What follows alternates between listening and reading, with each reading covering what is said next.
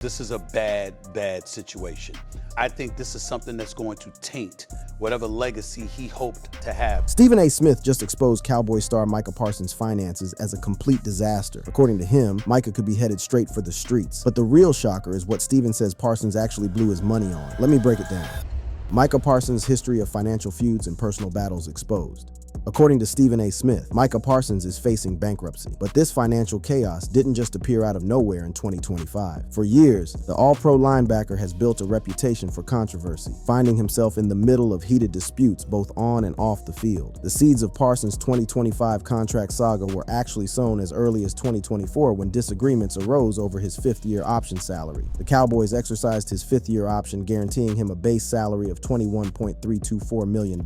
But Parsons and his agent argued he deserved a higher salary of $24 million, citing his role as a linebacker rather than a defensive end. This $2.676 million discrepancy led to a grievance filed in early 2025, highlighting just how contentious things had become over what should have been straightforward contract mechanics. But here's where it gets really interesting. Parsons actually made his own situation worse back in December 2023 when he publicly stated he was willing to take a hometown discount, prioritizing team success over maximizing earnings. This comment reportedly frustrated his agent because it suggested Parsons might accept a lower offer, potentially undermining Mulugheta's leverage. Talk about shooting yourself in the foot. The man basically told Jerry Jones he didn't need to pay market value. The financial disputes escalated dramatically when Jerry Jones claimed he and Parsons reached a handshake agreement on a contract extension during a direct meeting in March 2025. Frankly, it wouldn't have made any difference what the negotiation was. Guess who has to be comfortable for this to work? Micah. And who else? You. Hello. There's not room for a third. There's not room for a third. This will be a good one. Jones believed this was a near-finalized deal, reportedly a 5-year, $40.5 million per year offer that would have made Parsons the highest-paid non-quarterback in NFL history at the time. But Parsons disputed this, stating the discussions were informal and that he directed Jones to negotiate with Mulugheta. This miscommunication became the central point of contention that would tear apart any possibility of a deal. What makes this handshake agreement controversy even more fascinating is how it reveals the fundamental disconnect between old-school NFL ownership and modern player, a representation. Jones, a throwback to the days when owners could make deals with a wink and a nod, genuinely believed he had secured Parsons with their private conversation. But Parsons, operating in today's NFL landscape where agents are essential partners in every negotiation, saw it as nothing more than preliminary discussions. The breakdown occurred when Parsons' agent, David Mulugheta, was presented with contract details and allegedly told the Cowboys organization to stick it up our ass, according to Jones's later public statements. This wasn't just a contract dispute, it was a clash of negotiating philosophies that would prove irreconcilable. Never tried to buy anything. I've never tried to do anything. That I actually was going to bring all of the services and somebody else was going to do all the money. But because the in-between guy wasn't exactly the guy that I had fit there, that kept you from doing the deal. That's exactly what's happening here. So many times in this industry, you have a different agenda going on with agents, a different agenda. They're playing a game. You tell me. The real drama started heating up during training camp when Parsons began a hold-in at training camp in Oxnard, California, attending mandatory activities but not practicing, citing back tightness. An MRI later showed no injury, leading the Cowboys to publicly declare him medically cleared, which shifted the narrative to suggest his absence was contract-related rather than health-related. This move drew criticism from former NFL executive Joe Banner, who argued Parsons was at fault if he rejected a top-market offer. The hold-in strategy was particularly clever because it allowed Parsons to avoid the massive fines that come with skipping mandatory team activities while still applying pressure on the organization. By claiming a back injury and then seeking a second opinion when the Cowboys' medical staff cleared him, Parsons created a situation where the team couldn't definitively prove he was being deceptive about his health status. It was a masterclass in leveraging the NFL's injury protocols to maintain contractual protection while still expressing dissatisfaction. But Parsons' financial feuds extended beyond just his Cowboys contract situation. The linebacker has a history of getting into public spats that reveal his combative nature when it comes to money and respect. In April 2025, Parsons sparked a public feud with NFL legend Deion Sanders and his son, Colorado quarterback Shedeur Sanders, over comments about Shedeur's NFL readiness. During a podcast appearance, Parsons critiqued Shedeur's habit of patting the ball before throwing, stating, "That ain't gonna fly in the NFL," and questioning his flashy persona. Deion Sanders fired back, defending his son's draft stock and legacy, leading to a social media showdown that coincided with Parsons' ongoing contract negotiations. Some NFL fans praised Parsons' honesty, while others accused him of punching down at a college player. This feud showcased Parsons' tendency to make headlines with bold opinions, further amplifying his presence in the NFL spotlight and adding to the narrative that he's difficult to work with. The timing of this Sanders feud was particularly questionable because it came right in the middle of his contract negotiations with Dallas. Instead of staying focused on securing his bag, Parsons was out here starting beef with NFL royalty over a college quarterback's throwing mechanics. The whole episode made him look petty and distracted, exactly the kind of off-field drama that front offices hate dealing with when they're trying to commit hundreds of millions of dollars to a player. The financial pressure reached a boiling point when Parsons publicly requested a trade via a statement on X on August 1st, 2025, expressing frustration with the Cowboys' negotiation tactics and Jones's direct approach. He emphasized fairness and the inclusion of his agent, stating, "I never asked for anything more than fairness. I only asked that the person I trust to negotiate my contract be part of the process." Parsons also scrubbed Cowboys references from his social media, signaling a deepening rift. The public trade request was accompanied by Parsons posting a cryptic TikTok video featuring Allen Iverson saying, "I'ma win wherever I go," hinting at his potential departure. This wasn't just a contract dispute anymore. It had become a full-scale public relations war between one of the NFL's brightest young stars and one of its most powerful owners. What many fans don't know is that Parsons has a history of public disagreements that go back to 2023. On his Bleacher Report podcast, The Edge with Micah Parsons, he lashed out at national media for what he perceived as unfair criticism of Cowboys quarterback Dak Prescott and other players. He argued that media narratives often misrepresent players' efforts, stating, "I'm the face. I'm giving them their content. They're basically stealing my content and they're wrong." Parsons has also publicly disagreed with former teammate DeMarcus Lawrence, which raised eyebrows about his leadership style. Yahoo Sports noted that this incident prompted questions about whether Parsons could be trusted as a long-term leader, especially as he approached contract negotiations. The DeMarcus Lawrence situation was particularly telling because it showed Parsons' willingness to air internal disagreements publicly rather than handling them behind closed doors. In the NFL, where locker room chemistry can make or break a season, having your young star calling out veteran leaders creates exactly the kind of toxic environment that championship teams try to avoid. This pattern of public confrontation would become a recurring theme in Parsons' career. Even his off-field ventures have caused controversy. When fans criticized him for focusing on his podcast during the contract dispute, Parsons clapped back, defending his right to build his brand while still playing, referencing Shannon Sharpe's $100 million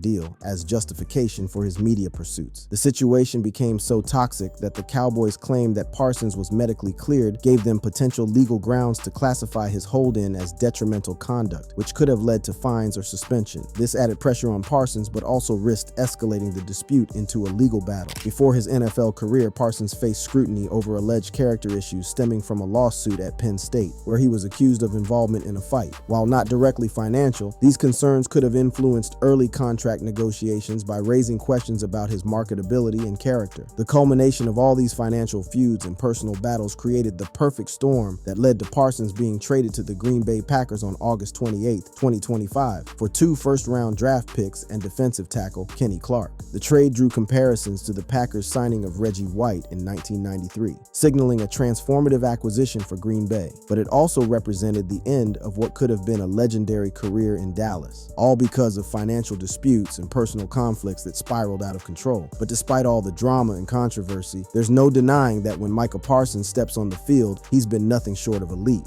Stephen A. Smith's explosive takes on Micah Parsons' financial meltdown.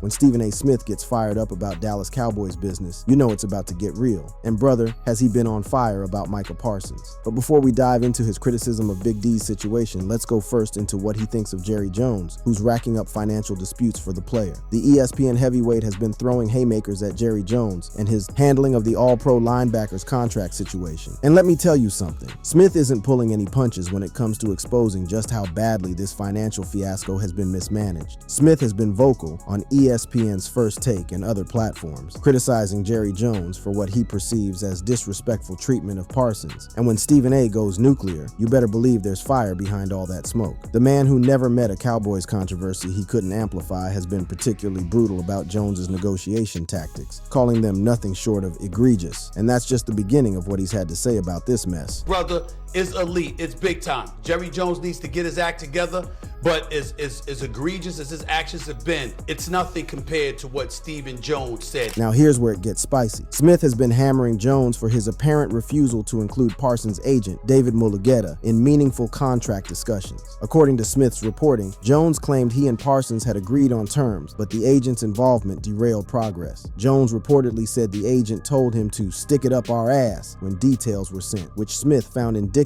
of Jones's stubbornness. And you know what? Smith called it exactly what it was, a power play gone wrong. The ESPN analyst has been particularly savage about Jerry Jones's mentality, suggesting that the Cowboys owner is operating under the belief that he's got Parsons locked in for 3 years through the 5th-year option and potential franchise tags. Smith's take, that's not how you treat a generational talent who's given you 52.5 sacks in 4 seasons. The man has been relentless in his criticism, pointing out that Jones' approach is driven by financial constraints from existing contracts for players like Dak Prescott and CeeDee Lamb. This is a disaster for Jerry Jones. This is a bad situation. And I think this is something that's going to taint whatever legacy he hoped to have, because this is not a football decision. He can slice it any way he wants to. What makes Smith's commentary even more devastating is how he's broken down the psychological warfare Jones has been playing. Smith has accused Jones of bullying and flagrant disrespect toward Parsons, particularly for bypassing Parsons' agent in negotiations, which Smith called an attempt to take advantage of the 26-year-old player. The ESPN personality has painted a picture of an owner who thinks he can manipulate young players into accepting below-market deals simply because he holds the contractual power. Smith's analysis has been brutal in its honesty. He's essentially called out Jones for being a bully who uses his position to intimidate players rather than negotiate in good faith. But Stephen A didn't stop there. Oh no, he went after Stephen Jones too, Jerry's son and the Cowboys CEO. When Stephen Jones had the audacity to suggest that Parsons has got to want to be paid as well, implying a lack of desire on Parsons' part to finalize a deal, Smith absolutely exploded. He has to want to get paid. He called it one of the most ignorant statements he had ever heard from an NFL executive, defending Parsons' resume of 52.5 sacks, 112 quarterback hits, and perennial Pro Bowl status over 4 seasons. Smith's breakdown of Stephen Jones's comments was particularly vicious. He questioned Stephen Jones's credibility, suggesting his position is largely due to his father's ownership of the Cowboys rather than any actual front office acumen. The ESPN analyst stated, I respect Stephen Jones. I still owe him a drink, for crying out loud. But that is one of the most ignorant statements I've ever heard come out of the mouth of an executive. This wasn't just criticism. It was a complete character assassination of the Cowboys' front office competence. The really wild part. Smith has been advocating for Parsons to take the nuclear option, sitting out games to force Jones's hand. On August 27, 2025, Smith urged Parsons to sit out the Cowboys' Week 1 game against the Philadelphia Eagles to demonstrate his value and create discomfort for Jerry Jones. He compared it to Emmitt Smith's Holdout in the 1990s, arguing that not playing without a deal sends the right message about securing your future. Smith's strategic thinking here was actually brilliant. He understood that the Cowboys' defense would crumble without Parsons, and a Week 1 loss to their division rivals would put immediate pressure on Jones to cave. Smith stated, "You want to send a message and create a little bit of discomfort for Jerry Jones the way he has done so for you." He suggested that Parsons' absence could highlight his critical role in the Cowboys' defense and force Jones to act. The man was essentially coaching Parsons on how to leverage his way out of Dallas. Smith's commentary has been particularly brutal about the financial reality facing the Cowboys. He's pointed out that the Cowboys' salary cap constraints from high salaries for Dak Prescott, CeeDee Lamb, and others make it difficult to accommodate Parsons' expected high salary. The analyst has suggested that Jones might be considering trading Parsons for draft picks or players to manage the team's finances, a prediction that would prove prophetic. Responding to ESPN's Adam Schefter's comment that 2025 could be Parsons' last season in Dallas, Smith agreed, suggesting Jones was salty toward Parsons and might be evaluating his trade value. Smith's take was that you can't conduct business in the NFL with such financial mismanagement while still trying to fill out a competitive roster. The ESPN personality has also been critical of the media narrative surrounding the situation. When Parsons was spotted lying on a training table during a preseason game, leading to reports that he was sleeping during the game, Smith and others in the media jumped on the story. However, Parsons later clarified that he was resting due to back tightness and appreciated a reporter's correction of the narrative. What makes Smith's commentary so devastating is how he's connected all the dots: the financial constraints, the ego battles, the mismanagement, and the ultimate cost of losing a generational talent. His prediction about Parsons potentially not finishing his career in Dallas wasn't just hot air, it was based on his understanding of how dysfunctional the situation had become. The culmination of all this drama, on August 28, 2025, the Cowboys traded Parsons to the Green Bay Packers for 2 first-round picks and defensive tackle Kenny Clark. Parsons signed a 4-year, $188 million contract with the Packers, including $136 million guaranteed, making him the highest-paid non-quarterback in NFL history. Stephen A. had been right all along about where this financial disaster was heading, and fans across the NFL world watched in amazement as one of the league's premier talents walked away from Dallas because of Jerry Jones's stubborn approach to contract negotiations. But this was just the beginning of Micah Parsons' financial drama story. Micah Parsons' elite NFL legacy, despite all the financial drama.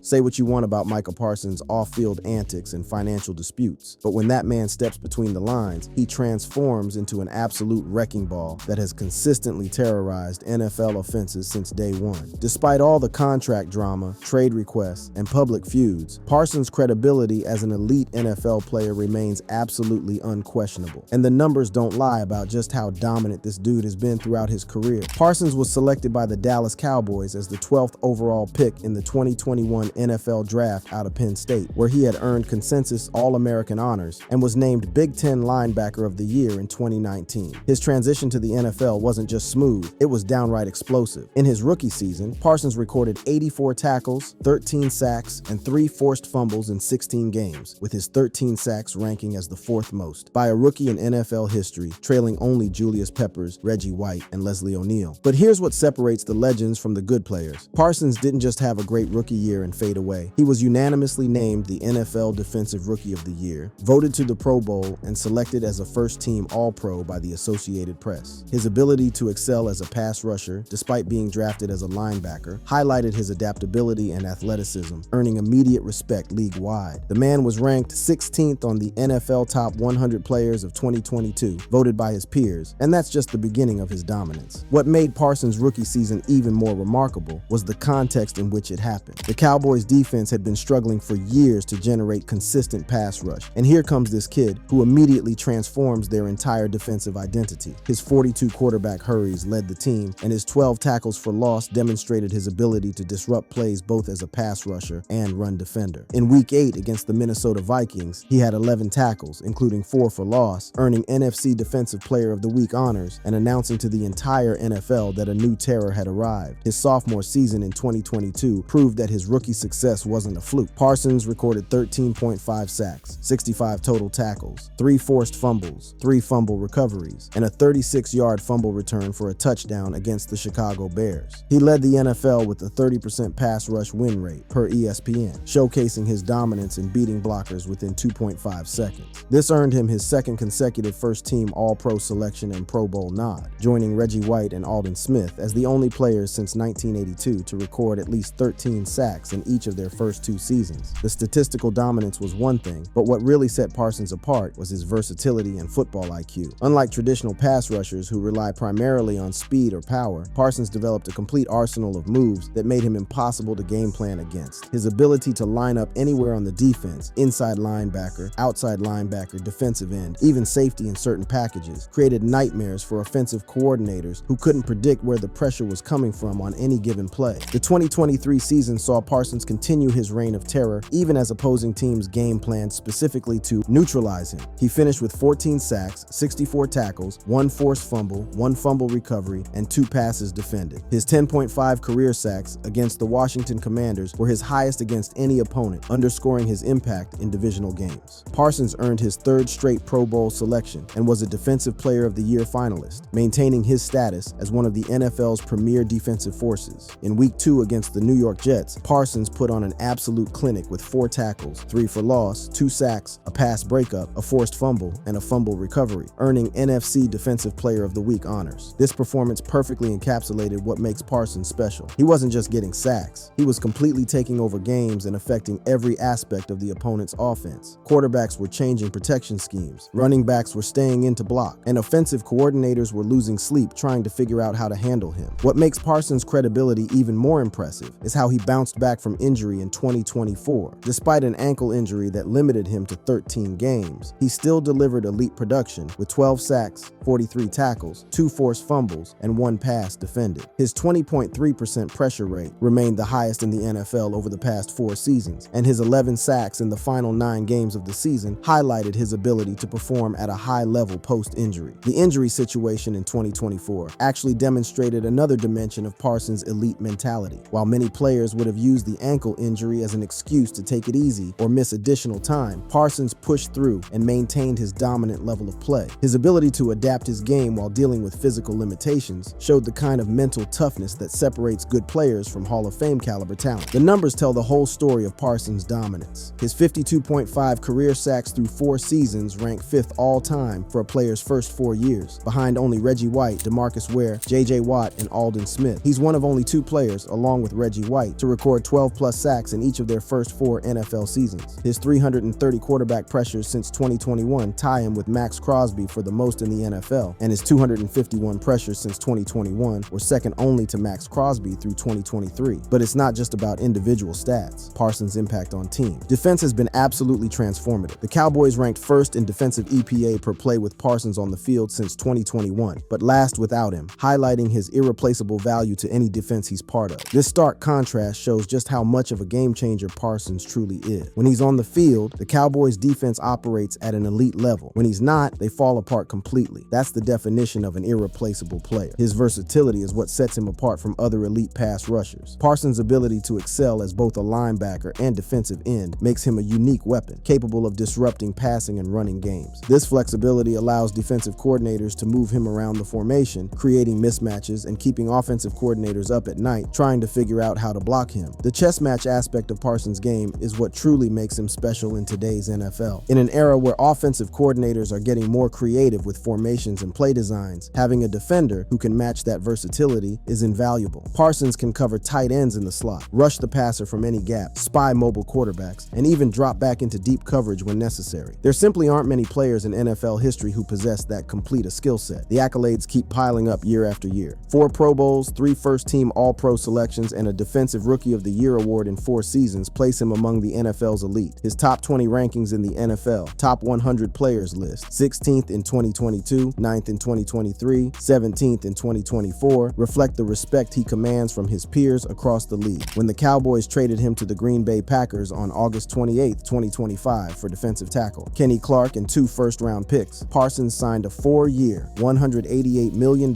contract with $136 million guaranteed, making him the highest-paid non-quarterback in NFL history at $47 million per year. This wasn't just a big contract, it was validation of his status as a generational talent who can command top dollar regardless of any off-field drama. The trade itself speaks volumes about Parsons' value. The Packers' acquisition drew comparisons to their signing of Reggie White in 1993, signaling a transformative move for a franchise. Analysts at CBS Sports and NFL.com praised his youth, he's only 26 years old, and Prime Production projecting him as a cornerstone for years to come. Even with all the contract disputes, trade requests, and public feuds, NFL teams were lining up to acquire Parsons because they know what he brings to the table. His arrival addressed a critical need for the Packers, who ranked 26th in pass rush win rate in 2024. The fact that Green Bay was willing to give up 2 first-round picks and a Pro Bowl defensive tackle shows just how much they value his on-field production over any off-field concerns. The consistency of Parsons' excellence cannot be overstated. While other players have ups and downs, hot streaks, and cold spells, Parsons has maintained elite-level production year after year. His 52.5 sacks in 63 games averages out to more than 13 sacks per season, a pace that would put him among the all-time greats if he maintains it throughout his career. ESPN's analysis of the trade called it shocking and noted that the Cowboys' defense was the league's best with Parsons on the field by EPA per play, but the worst without him over the past 4 years.